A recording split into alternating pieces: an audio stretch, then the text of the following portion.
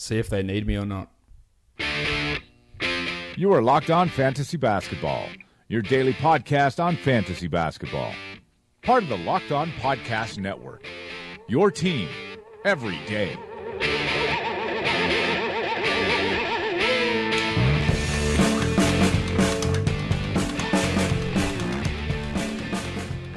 Hello and welcome to the Locked On Fantasy Basketball podcast brought to you by Basketball Monster.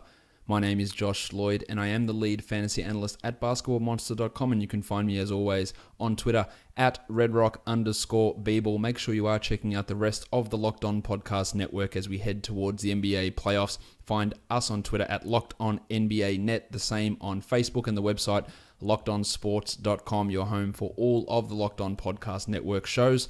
I just recorded the Monday edition of Locked On NBA, so go and check out the Locked On NBA show that I host once a week. It is a 5-day-a-week NBA show, so go check that one out and download that one as well. Well, if you are still listening to this podcast, either A, your league goes too long, it's for seasonal guys, your league goes too long and you should never go this far, or B, you really like the show. And if you're in the latter case, then congratulations to you. I appreciate you still listening. I know many people are done with fantasy for this season, but I'm going to try and sprinkle in some more real life observations as well as fantasy stuff over the remaining 10 days of the regular season. But remember, the podcast does not go away. There are still shows all through the playoffs and the off season, preseason, all that sort of stuff. But if you are still listening, I'm glad to still have you guys on board, especially if your league is no longer going. If your league is going, again, get that shit changed as soon as possible. Michael Bolton. Let's get to it.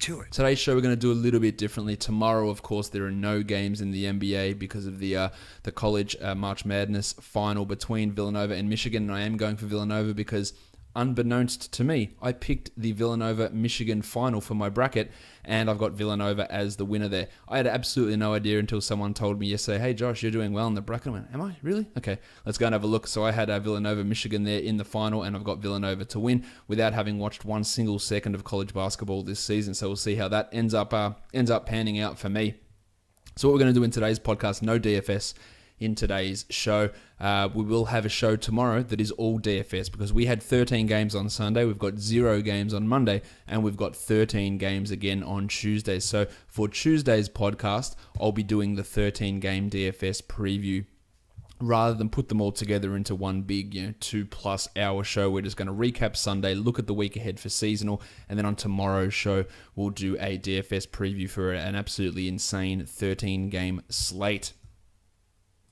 Let's look, though, at not necessarily the week ahead, but the remaining 10 days in the NBA season for you guys whose season does go to the end of the year. Again, I cannot stress enough, do not do this. Do not play your leagues this far head-to-head. Roto, it's a little bit of a different story. There's no problem if it goes to the end. I probably wouldn't, and I'm not sure how my leagues are set up in the listener leagues for Roto. If it's not set up to end already, I probably should change it. But Roto going to the end of the year is not a big deal. Head-to-head leagues needs to stop. So what we'll look at is how the games split over these remaining 10 games. As I've already mentioned, on Monday we have 0 games. Tuesday 13, Wednesday 6, Thursday 6, Friday 10, Saturday 6, Sunday 7, Monday 9, Tuesday 6, and Wednesday 12.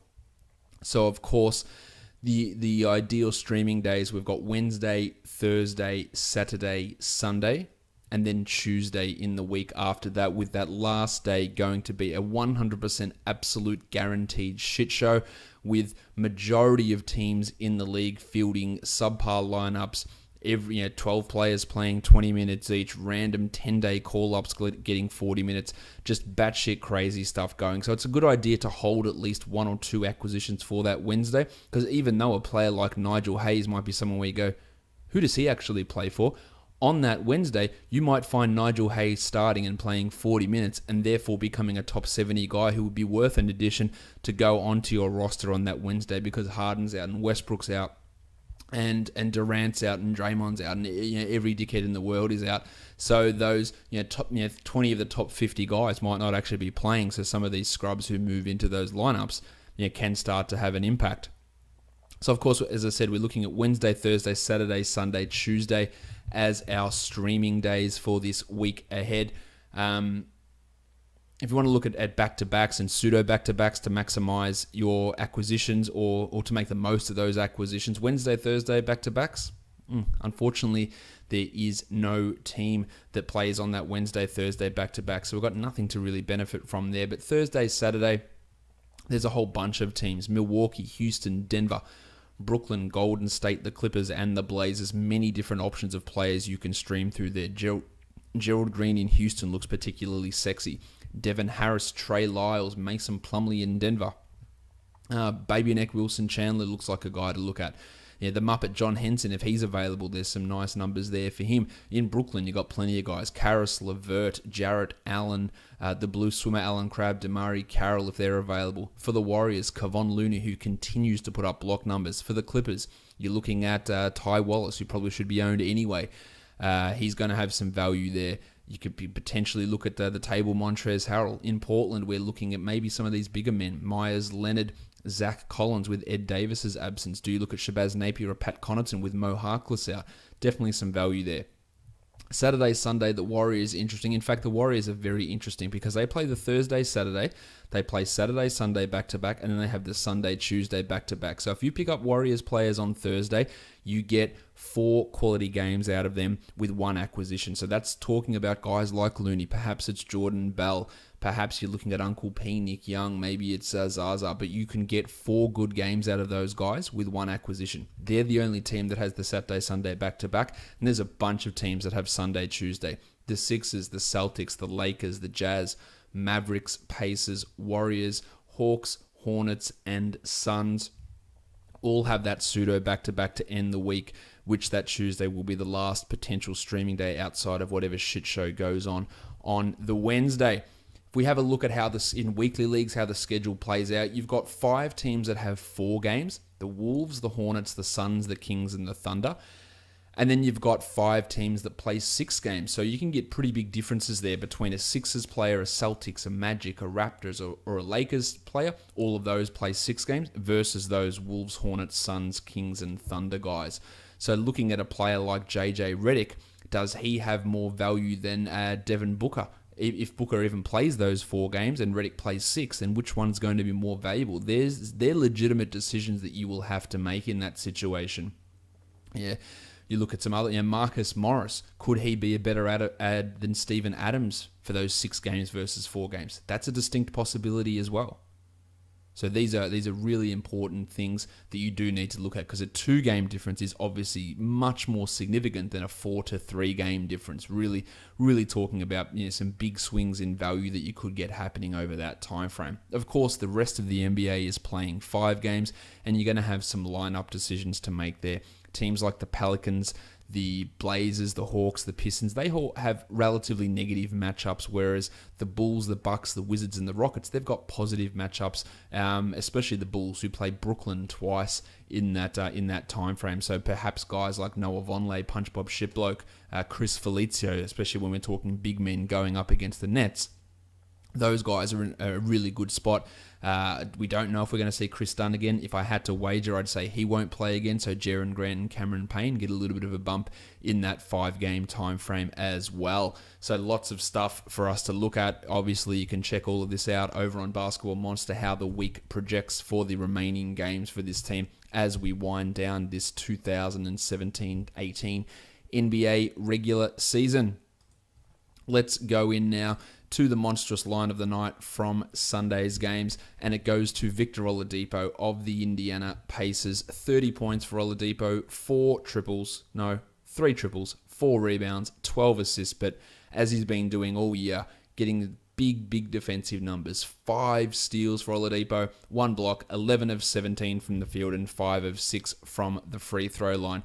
He has been outstanding, the 11th ranked player all year. He was 75th last season, one of the largest jumps we've seen, averaging 23 points, over 2 triples, 5 rebounds, 4.5 assists, 2.3 steals, and 0.7 blocks per game. The big change there is obviously the defense. It was almost an inexplicable dip in his defense last season. It had nothing to do with Russell Westbrook. Maybe it was confidence, maybe it was Bill Donovan, but he went from 1.6 steals per game, which he'd averaged pretty much through his career, down to 1.1. Now, he's taken it wildly in the other direction. but that's key. He also went from 0.8 blocks to 0.3 blocks last year, and now back up to 0.7. So those numbers are coming back. His free throw percentage has jumped back up 6% after suffering a weird 7.5% dip last year. So getting that back in business. And his field goal percentage has risen 3% as well on the year. So while he was significantly disappointing last year, we know that it wasn't all a Westbrook thing. Yeah, the usage dipped a little bit, but it was these weird things like why is your steal rate dropping by 50%? Why is your block rate dropping by 50%? Why have your free throws dropped by 8 percentage points? All these things had huge negative impacts on his overall value. And while he wouldn't have been the 11th ranked guy or anything like that in Oklahoma City, he could have easily been a top 35, top 30 sort of a guy if those other numbers had have been where they were. But he has been ludicrous this season. The steals are amazing. His biggest strength category are his steals, excellent blocks, good assists, scoring. Just one of the best players in the NBA this year, especially for us as fantasy owners. The waiver wire line of the night goes to Quinn Cook of the Golden State Warriors. Cookie had 19, 4, and 6 with 3 triples and 3 steals, and once again was efficient. 7 of 11 from the field and hit both of his free throws. He's barely outside the top 50 over the last 2 weeks, averaging 17, 4.5, and 5.5 with a steal a game on really impressive 59% true shooting, which is 50 from the field and 43 from three-point range, which is not all that different to what he shot in the G League. So while it seems high, and it is, he's a good shooter. In his 14 games for the Pelicans last year, he shot 51% from the field and 42% from three. We're talking really small samples, but it just keeps happening everywhere that he is. I've talked about Cook a lot with his ability to hit the threes, to get his assists, to get the scoring and do it efficiently, and it's continuing on. And I do think that he can be a low-end starter, but a high-quality backup in the NBA, and his future is going to be, he's definitely earned himself a full-time, multi-year contract next year. We'll just have to see where it all pans out, but he's a clear must-own guy down the stretch of this season. The young gun of the night, it's Ben Simmons. No real surprise there. 20 points, 8 rebounds, 15 assists, 3 steals and 2 blocks. 10 of 17 from the field. Just putting up numbers consistently. He's barely outside the top 20 for the year, but that's pretty much because of his free throw percentage, which is at 56% on 4 attempts per game, which gives him a Z score of negative 2.7. A real dip in that category, but if you're punting that number, is a clear top 20 guy. 16, 8, and 8 with almost 2 steals and 0.8 blocks on 54%. And yes, he doesn't shoot threes. You should not give one single shit about whether he shoots threes or not. You know what he does. He does it well, and he's continuing to do it well, even without Joel Embiid there. He is my pick for Rookie of the Year. You've heard me say it before. I haven't wavered on that, and I think that this stretch down here where he is really, to me, he is confirming that he is the Rookie of the Year and putting up some really strong numbers and looks to be a consistent top 20 head-to-head fantasy guy, probably going to push to top 15 at some point, maybe top 10's out of his reach, but I think he can be a top 20, top 15 guy for many seasons to come. So Benny Simmons is your young gun of the night. Your dud of the night. Trevor Ariza, 7 and 3, 0 assists, 1 3, 1 steal, 2 of 7 from the field, and 2 of 4 from the free throw line. He has been not good since he returned from his hamstring injury. He is outside the top 130 over the last 3 months, shooting only 39%. He was a guy that you would have heard me talk about plenty of times that I was significantly down on heading into this season. And, I had no issue with saying that he was a guy that, at times you didn't need to own him. He's really a type of player who's a luxury for threes and for some steals, and that's what he's doing, but he's doing absolutely nothing else. His field goal percentage is terrible. He doesn't get to the line, so he's not really an impact in free throws. No assists, no rebounds, low scoring, no blocks. He just doesn't do enough for me to consider him a must-own guy. And with the way that he's shooting, now in a punt field goal percentage setting, it's a little bit different. You can probably hold on if you just need that steals and threes combo, but he really is a specialist, and I don't think that we should be labeling him 100% as a must-own guy, and I think it's going to get worse for him next season. And I do not see him being anywhere close to those numbers. Of course, the people who play in 9-cat leagues will tell me, but his turnovers are so low, and you know that I don't care about that. Again, when a player's best category is their turnovers, it really does skew all the rest of their value, and that's where that jump in numbers that Ariza provides in terms of that pure ranking number does skew what his production is in those other areas. So he is not a player that I think needs to be held on to for the remainder of this season, more just a streaming type guy. All right, let's go into these games now. The other thing I'm also going to do, which I should have mentioned a little bit earlier on, is the player spotlight, which you know that I've been doing. I'm going to suspend that for the rest of the season because what we'll do is we'll incorporate a lot of the chatter on the player spotlight into the season review podcast, and of course, there are fewer people listening at this point, so rather than me talk about someone and then a couple of weeks in talk about them again from their dynasty long-term perspective and looking at all these numbers, we'll stop the player spotlight from here on out. I hope you guys have enjoyed that part of the show. That will definitely come back next year, but we will do more of that stuff in the season review podcast, which will start during the playoffs at some point. Let's have a look now at this game, or the first of the 13 games, the Philadelphia 76ers and the Charlotte Hornets. No Joel Embiid, obviously, but Dario Saric was out of this one also. So Ersan Ilyasova made a start, and he was good again. 16-3 with 4 triples and a block. That's 2 strong games without Embiid. A little bit fluky with the shooting here, but he still does need to be owned, and he is clearly the guy at this point who is the most beneficial or is benefiting the most from Embiid's absence. Richaun Holmes was shithouse, 6 and 9 in 17 minutes, while Amir Johnson played 31 minutes.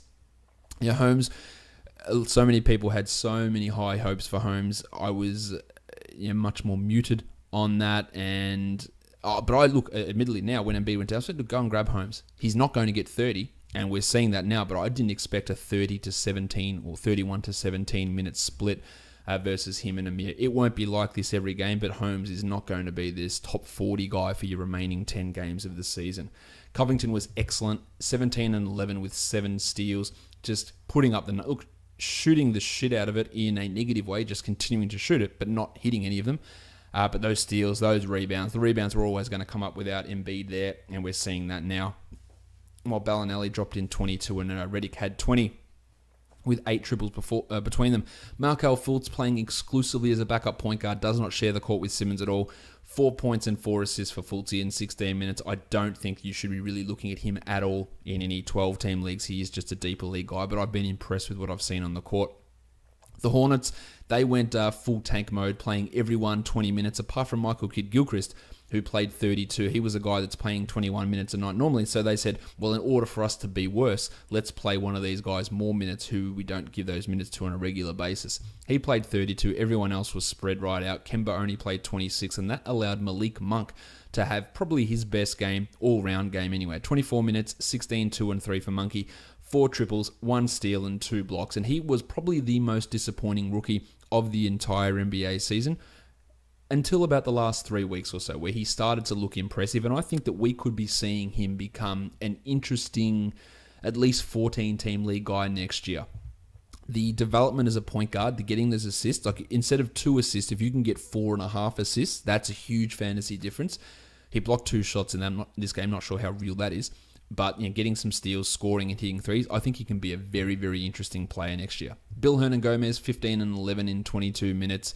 Cody Zeller is out for the rest of the season. We're not going to have Dwayne Bacon or Trevion Graham out in their lineup for the next 2 games. So I think Bill is a low-end, probably 14-team league sort of a player. But if they continue to do this limiting of the starters with Dwighty playing 26, then Bill could be a standard league player after a real disappointing year for him. Marvin Williams, the shitfulness continues. 5 points in 22 minutes for Starvin Marvin. The Houston Rockets and the San Antonio Spurs, look, very, very little here to talk about. The Spurs smashed them. The Rockets have got literally nothing to play for. Chris Paul was out. They still played Jim Harden 36 minutes, which is great for your fantasy owners, but makes no sense. 25, 3, and 8. Gerald Green, I think, is going to get big minutes down the stretch. 11 and 8 with a steal and a block and 2 triples. He can be a points, a threes, perhaps a steals type of an option, but there are going to be liberal rests for Harden, for Gordo, for Paulie. He is going to get playing time here, and even Ariza as well, who stunk it up as we talked about earlier. Ryan Anderson had 2 points on 1 shot, so that's excellent. while Clint Capella had 11 and 10 with 2 blocks, continuing his excellent season. For the Spurs, Aldridge had 23 and 14 with 3 blocks. They're one of the teams that needs to keep winning. So we're going to see good value come out of Spurs players. Dan Green had the Richie Banner. 2 for 2. 21, not 21, dyslexia. 12 points, 7 rebounds, 2 triples, 2 steals, and 2 blocks for Green. While Rudy Gay, probably his best game for the Spurs, 21 in 24 minutes. But when he shoots 69%, Giggity! You got to realise it's unrealistic to continue. He had 0 assists and 3 rebounds. The defensive numbers are nice, but this is not an every night thing for Gay. He is a streamer, a 14-16 team league guy, much like Kyle Anderson, whose minutes are well down. He had 5, 1, and 5 in this one. DeJounte, 13 and 6, a strong performance from him, but far from his best. But I still think that he has a spot in 12-team leagues. The Indiana Pacers and the Los Angeles Clippers. This was a good Miles Turner game. 24 and 8 with a block and 2 threes on 60% shooting. His inconsistency is extraordinarily frustrating. I think he's going to be an absolutely massive draft day steal next year. But of course, this has been a frustrating campaign from him. Thaddeus Young was shit, 8 points with 9 rebounds, while Bojan had 15 and 5. And much to everybody's surprise still listening, did nothing else. But if you need points and threes, we know that Bojan can do that. Dazza Collison had 14, 1 and 4. Nice numbers, consistent numbers from him the majority of the time, while Domantas Sabonis had 2 and 4 in only 19 minutes. Really hard to rely upon him outside of deeper formats. For the Clippers, my man, the list manager, Ty Wallace, 37 minutes, 9, 4 and 2, and the 1-1. The biggest positive there is the fact that he played 37 minutes. He's not going to be a big scorer every night, but he can chip in with rebounds, he can get assists, he can get steals and blocks for a point guard at high rates, and I do think that he is going to continue to play this sort of a role and be a useful contributor. The Clippers are another one of those teams that needs to keep winning. The table, Montrezl Harrell had 19 with 3 and 2, an excellent high-efficiency field goal percentage source with some scoring thrown in there, while the Rooster only 1 of 9 shooting, which is terrible, clearly. But he played 32 minutes. He went to the line 5 times and hit all of those. He had 3 blocks and 6 rebounds. And if he hits an extra 3 of those shots, we're talking 13, 6, and 3 blocks. And you're going pretty bloody happy with that, as well as the real big positive from the free throw line. So he is a guy that if he was dropped, and he would have been in lots of places, he's a must-own. As is Austin Rivers, 18, 3, and 7 with 2 steals. Excellent. Toby Harris and Lou Williams both went over 20. And the elevation of play from Rivers this year has been impressive, as it has with Tobias Harris. The Washington Wizards and the Chicago Bulls, just an absolutely putrid win from the Bulls and a putrid loss from the Wizards. How two teams can want the same outcome and then arrive at a different outcome is a weird situation. Johnny Wall was out, so Tomas Satoransky got what will probably be his last start of the year. 9, 5, and 6 for Sato, so you can drop him if you do still have him, while Marcin Gortat, 10 and 7 with 2 blocks in 24 minutes. Gortat had a marginal resurgence here. I would have him in the Bill Hernan-Gomez level of, hey, do I need a big man? Maybe they can chime in. But yeah, a couple of good games in a row for Marcin. Otto had 17 and 3, while Oubre was not ideal. 4 points in 16 minutes for Kelly.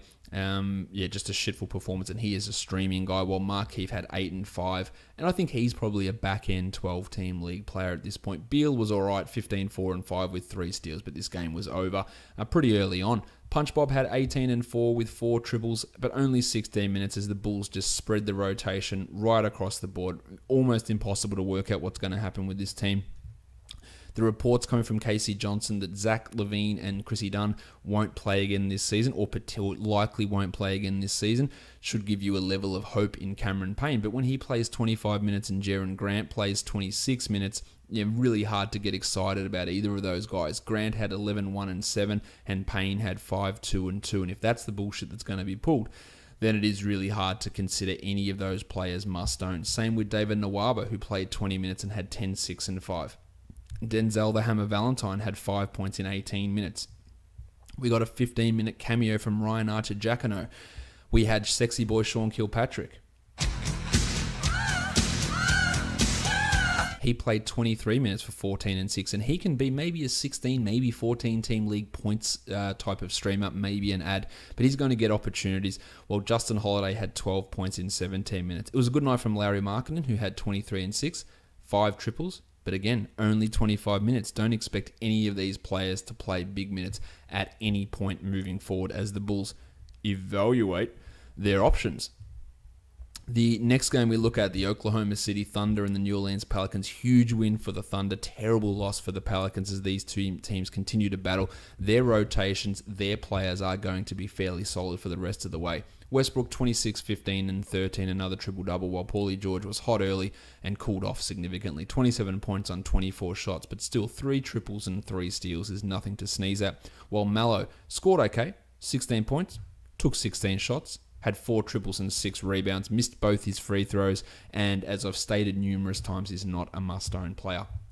Steve-O Adams, 14 and 10, while Jez Grant, 12 points in 17 minutes for Jeremy on really, I was going to say high field goal percentage. It doesn't get any higher than 5 of 5 from the field. The 2 blocks and the 1 steal is the more important thing there, I think, for Grant. That's more replicable. But more of he's really only a streaming sort of a guy. For the Pelicans, Tone Davis, 25 and 11 with 3 steals and 2 blocks, and Drew had 12, 5 and 8 with 5 steals. So great numbers from both of those guys. While Rondo was also pretty good, 11, 8 and 9, and he deserves a spot in a 12-team league. Nick Mirotic doesn't. You can drop his ass pretty quickly. 4 and 4 in 19 minutes, while Shek Diallo down to 7 minutes because Darius Miller's playing a lot. 14 points with 3 triples in 27 minutes. He's in the high 20s most of these nights. And if you need threes, Darius Miller's going to be one of those players who's around, like Ian Clark and Etuan Moore. All of those guys hit 3 triples in this game, but they're all going to be pretty strong options. And it's one of those reasons why when I talk about, and I'm going to really dig into this when looking at rankings and stuff like that, or projections, or draft tiers and all that sort of stuff we talk about preseason, is that maybe just knocking guys down a bit who get you threes because they're such an easy category to find. So we'll think about ways to talk about that over the off season. The next game, the Orlando Magic and the Atlanta Hawks, that's a putrid score, 88-94. Hawks get the win. DJ Augustine is a must-own, 27 and 3. But I'll say one thing from the Magic. You talk about the Bulls, you can talk about the Grizzlies and the Suns and all that. At least the Magic, they're playing their better players like a normal rotation. You got 37 minutes for DJ, 31 for Nick Vucevic, 37 for Az Gordon. These are numbers that you can rely upon. They're just bad, and there are some weird combinations that Vogel throws out there. But we've got a consistency there with Vooch, a consistency with Gordon, and a consistency with DJ, who's really crushing at the moment.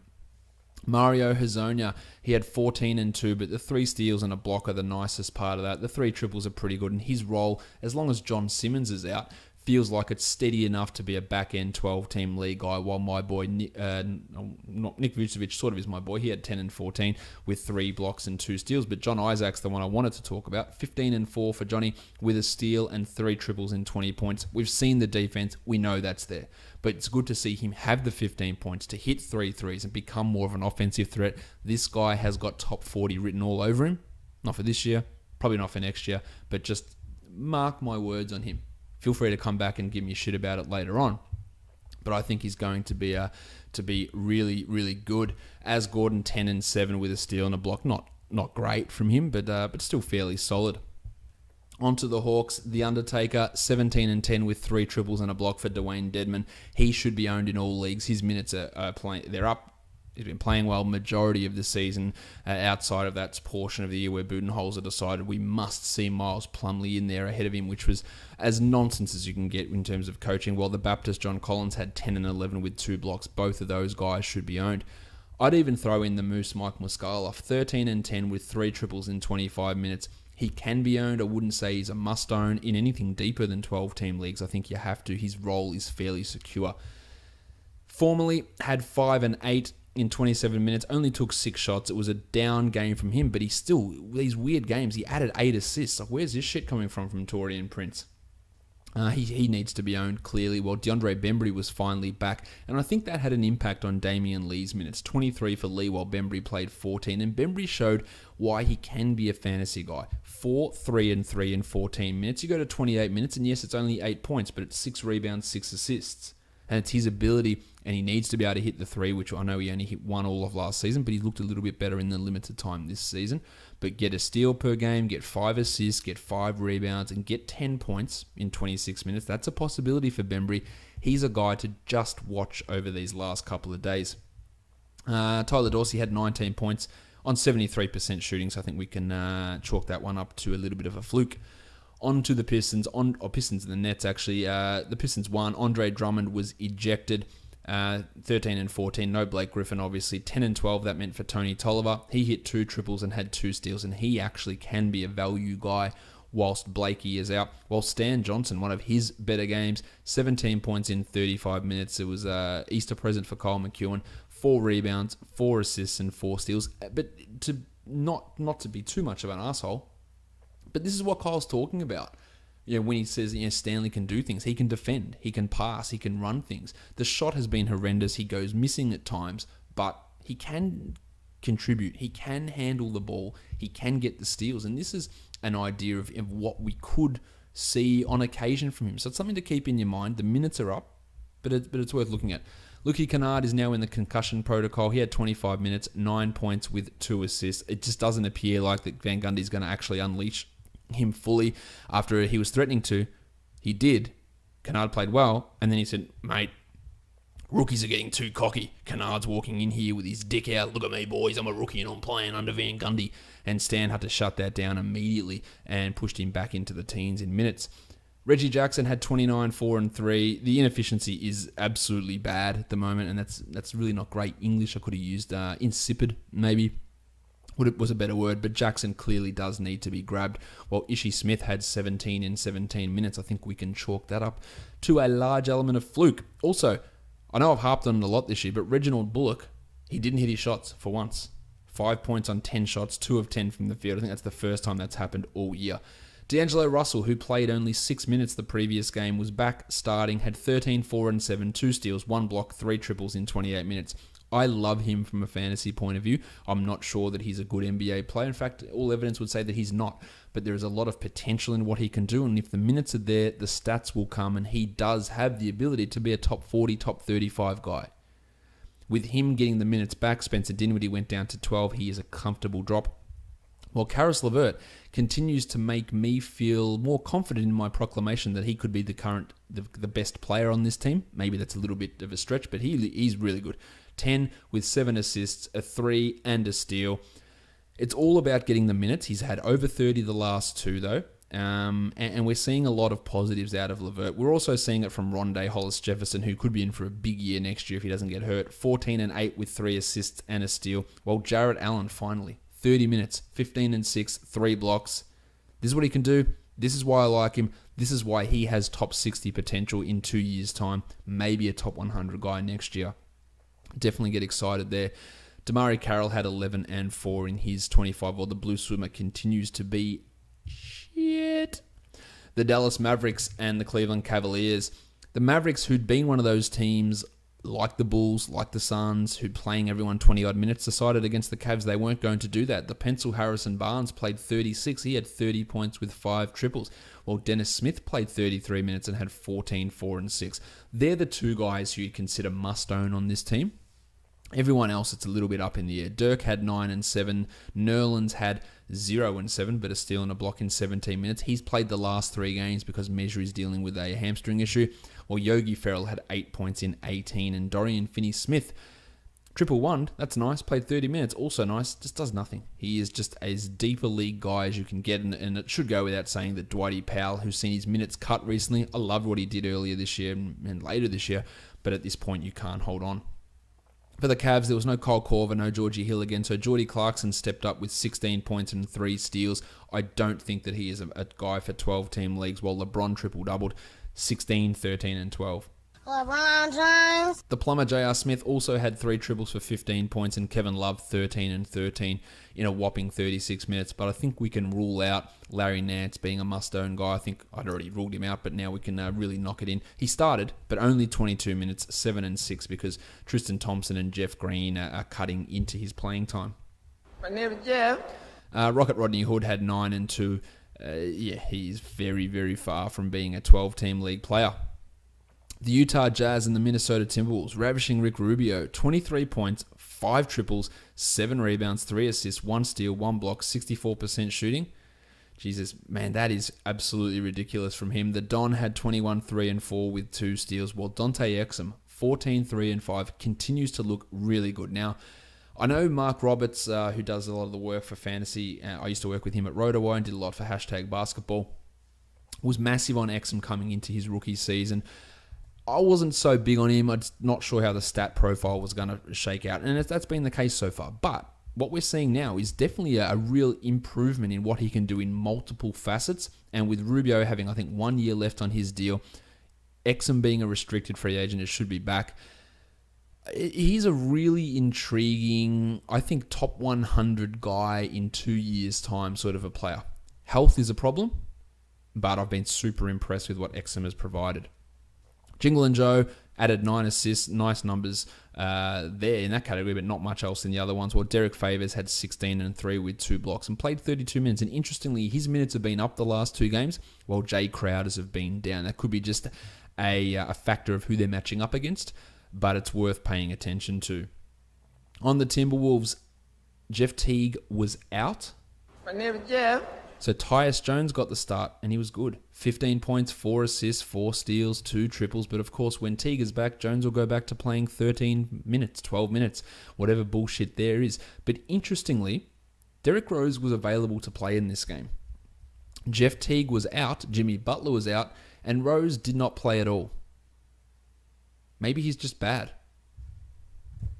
And if Tom Thibodeau, the only coach apparently that has ever known how to utilize Derrick Rose, according to the Derrick Rose Wristy Association, if he decides not to play him, what hope is there left? Wiggins, 23, 6 and 4 with 2 steals. Townsy had 20 and 7, while Nemanja Bjelica played 26, 7 and 5 with 2 steals. But the Wolves don't play again till Thursday. Jim Butler could return. So guys like Taj Gibson and Bjelica, if you added Jamal Crawford, Tyus Jones, these guys can be dropped in not in pretty much every situation, because again, you're talking about 3 days where they don't play, plus the impending return of Butler there.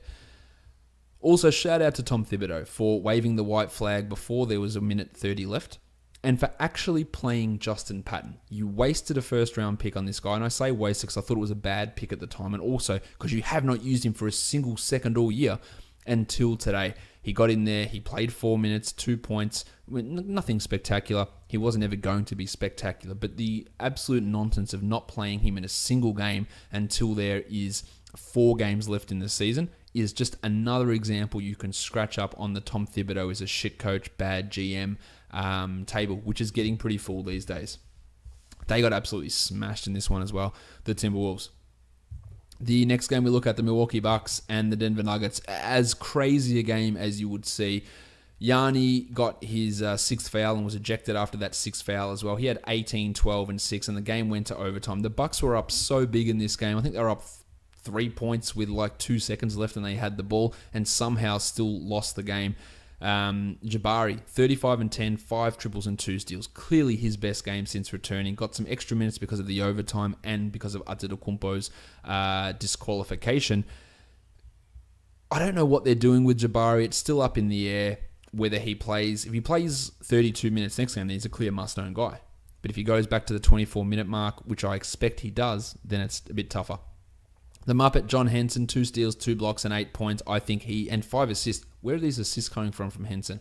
I think he's a 12-team league guy, while Middleton had 15 and 9, and he was bad in this game, but at least the bulk counting numbers are okay, while Bledsoe was excellent. 31, 5 and 6, a steal, and a block for him. Tone Snell continues in his efforts to be the most mediocre or below mediocre player in the NBA. 3 points in 33 minutes.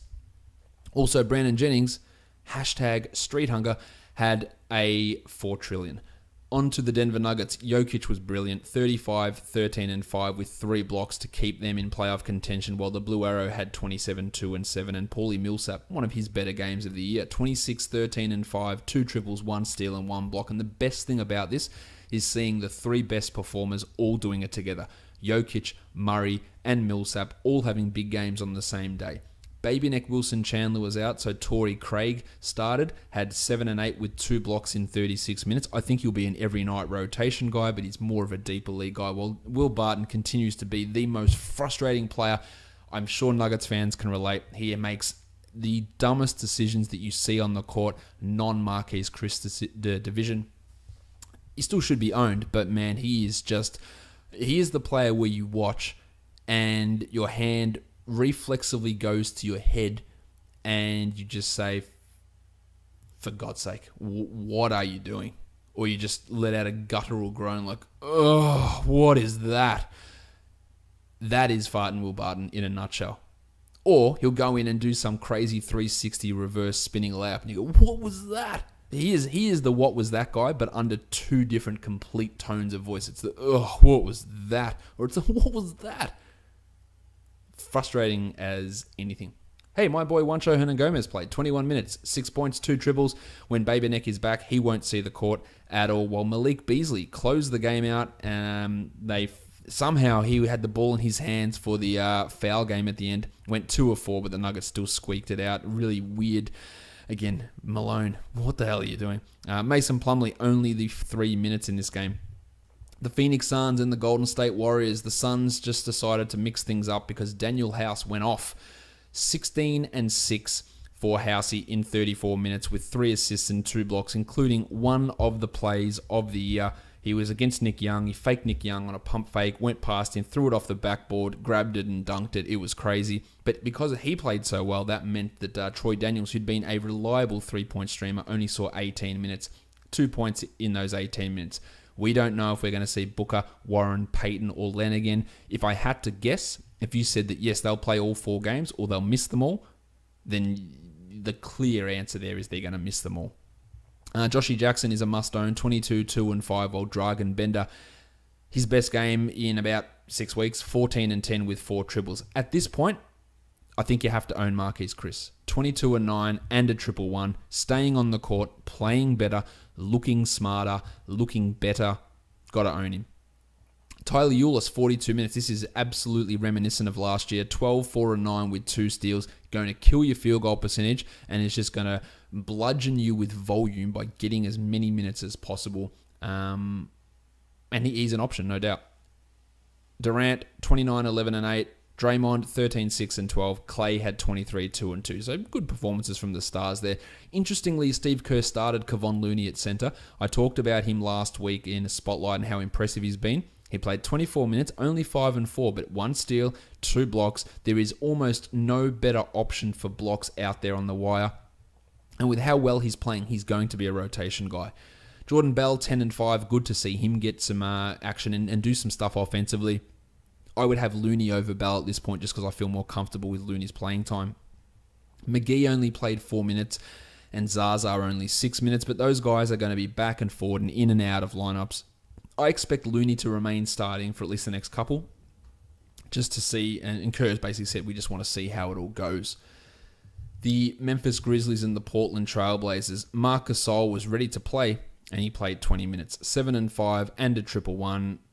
I don't think he's topping 30 again this year. There's just going to be all sorts of bullshit going with this team. Not one player that played under 20 minutes, and we had a couple go over 30. So Jarrell Martin played 31, and Dylan Brooksy Brooks played 38. There was no Tyreek. I don't think he's playing again. JaMychal Green was out. Andy Harrison was out, and scoring sensation Marshawn Brooks was also out. Dylan Brooks had 28, 6, and 4, 2 steals, a block, and 4 triples. That's nice. But he just does that so infrequently that you can't rely upon that really at all. While Wayne Selden also had 17 in 29 minutes, but he is a streaming option who is as inconsistent as anything. Ivan Rabb also impressed with his 13 boards in 24 minutes, but very hard to trust anybody on this squad. For the Blazers, Lillard had 27 and McCollum had 20, and they both had 9 assists and actually tallied 6 steals between them. It's been a large criticism of their fantasy game from me for years, but if they can get themselves even to 1.4 steals per game, then they jump 4-5 spots in the rankings each. But at the moment, we're talking about guys who struggle to get 1 steal a game. So that's a good start. While the Chief, Al-Farouq Aminu, sometimes maybe good, sometimes maybe shit. He was good. 17 and 10, 3 triples, 26 minutes. It is the Grizzlies, but it was a good performance from Aminu. He is a borderline sort of a guy. Well, Nurk had 23 minutes, 10 and 8. And we had a bunch of guys get in. Myers, Leonard, Caleb Swanigan. They replaced the Eddie Davis minutes. I think you can look at guys like Leonard, particularly for deep leagues, 20-teamers, while Davis remains sidelined. The last game of the night was a brutal one. The Sacramento Kings and the Lakers. The Kings, again, just how do you have any sort of judgment on what these guys are doing? Cauley Stein had foul trouble. He only had 20 minutes, 11, 7, and 4. Labissiere, 6 and 9 in 17 minutes, rolled his ankle.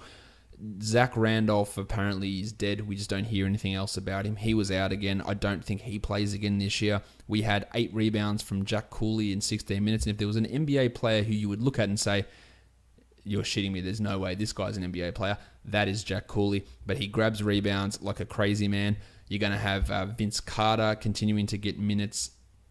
Nigel Hayes played 22 minutes. Jakar Sampson played 17 minutes. There's going to be weird shit with this team all the rest of the season. Budrick had 19, 3 and 2 with 4 steals. So I think Hield is probably the guy that you want in 12-teamers. You could also throw Bogdan in there, but he's been up and down. 15 and 4 with 2 steals for Bogdanovic, while De'Aaron Fox, he's a strong 14-team league guy, but not 100% a 12-teamer, 14, 3 and 6. For the Lakers, there was no Lonzo Ball, there was no Brandon Ingram, so Uncle Alex Caruso got the start, 7, 4 and 2 with a 1-1 in 30 minutes. That's just really uninspiring though. While Tyler Ennis, his backup, had 4, 3 and 4 with 2 blocks. There's nothing exciting there at all. In fact, this whole Lakers box score looks pretty pissy. Brook Lopez's minutes have dropped down to the mid-20s the last game, and it's coincided with increases to Channing Frye and Ivica Zubac's minutes. So just keep an eye on that. Lopez might become an option to stream out. Zubac had 7 and 10, while Frye had 3 and 9 with a 3 and a block. They're obviously deeper league guys, but their biggest impact is going to be perhaps taking 6 or 7 minutes away from what Lopez has been doing. The future MVP, Kyle Kuzma. Luke Walton said before the game, Ingram's out. We're not going to play Kuzma or anything crazy. He's not going to get 45 minutes. So instead, he played him 39. I think Walton's definition of crazy minutes might be a little bit different to me. You still lost against the Kings in a game that means nothing. Why do we need to play 39 minutes for Kyle Kuzma? Life. All right, that is all of the action across the NBA for Sunday. As I said, a little bit of a different podcast today. We're doing no DFS stuff. That will come on tomorrow's show where we preview the 13 games for Tuesday. We are still going to be podcasting right up until the day before the last day of the season. There won't be a recap show after Wednesday. That final Wednesday's 12 games. But we keep going. And then we move into playoff stuff. DFS, playoff shows, and also sprinkling in some season in review shows for all of the teams heading up to the draft, and some other interesting stuff that hopefully we can get done over that time frame. If you do listen to this podcast on Apple Podcasts, go leave a 5-star rating and a review. It's an excellent way that you can help support the podcast. You can also find this show on Google Play, TuneIn, Stitcher, Spotify, and on YouTube. And there is the Patreon where you can support if you want some money in your leagues or through DFS through this year and you want to become a financial supporter of this show. Head to patreon.com/redrock_bball and you can choose to support the show there, which I'd be greatly appreciative of. Follow me, Josh Lloyd, on Twitter at redrock_bball, and check out the rest of the Locked On Podcast Network, including Locked On NBA, which I hosted today, and we talked Heat and Hassan Whiteside's quotes. Spoiler, Hassan Whiteside, shit bloke. We talked Sixers, Embiid, and Fultz, and we talked the Milwaukee Bucks, Jabari Parker, the coaching change, and how things look for the playoffs. So check out Locked On NBA today. We are done here, guys. Thank you so much for listening, everyone.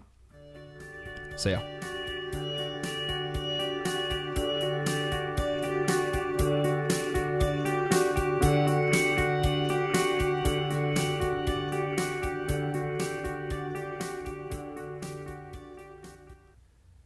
Derrick Rose.